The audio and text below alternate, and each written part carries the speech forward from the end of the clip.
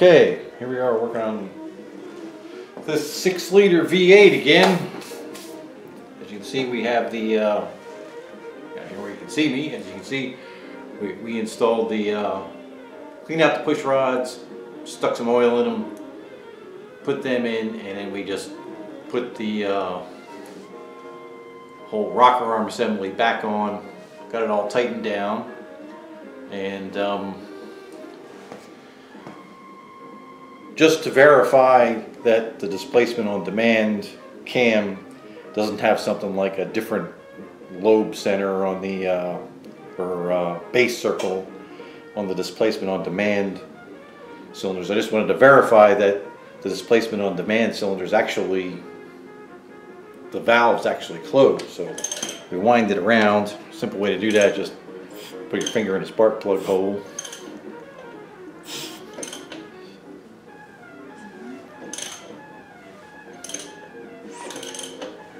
Now that was an exhaust stroke for number 1.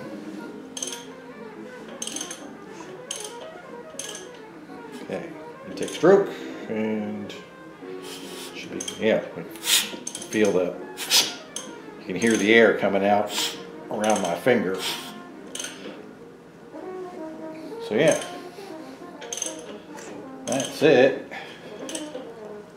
And as you can see, all the valves operate pretty normally looking.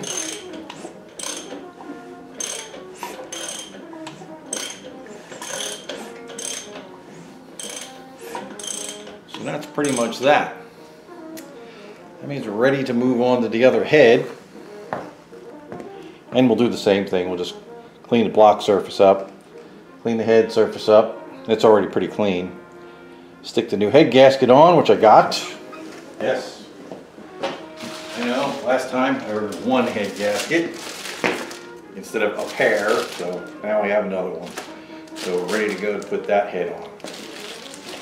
More on that later. Okay, we got the passenger side head back on this 6-liter motor, and we have torqued it down, first to 25 on the 10 big bolts, then up to 65 on the 10 big bolts, and then we put 5 little bolts in and torqued them to 20. So it's relaxing right now, and I've been working on some other stuff, like I just cleaned the push rods out and got the valve train stuff ready to go. And while I was waiting for it to relax, I figured I would tackle something else on this side that has always been a mystery to me, which is the oil inlet.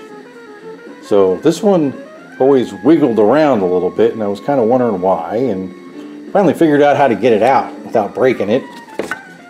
As you can see, it's got an O-ring on it, but it also has this clip which actually engages into that tab. So when it's in there, you're looking at it like that. And let me get a flashlight to shine in there.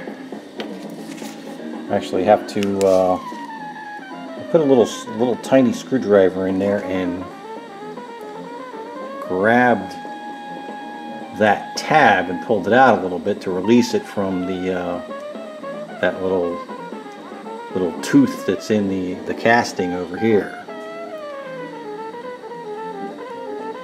So that's how you get that off. And like I said before, this is a newish low mileage motor, so the O-ring and everything is in good shape. So it just makes it easier to clean up and everything. So we'll clean it up and put it back together. Next thing we'll do is, I guess it's been about a half an hour, we'll retorque this head again, and then we'll install the push rods with a bunch of oil and stick the rocker arms on. And we'll be ready to put the valve covers back on.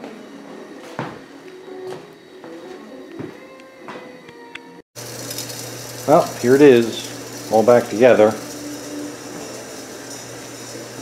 Valve covers are on it. Next order of business, probably for tomorrow, is going to be to get the valley pan out, figure out if we're going to remove the solenoids or not. I think we probably are. Just pull them out. Do something with the displacement on demand connector to get that out of the way, and then we'll clean that up and throw that on top.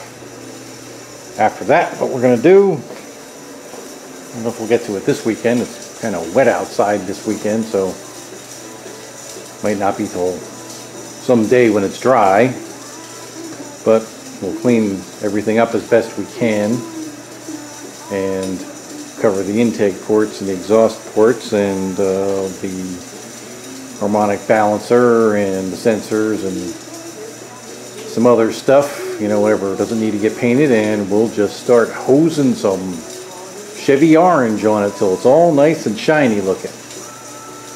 All right.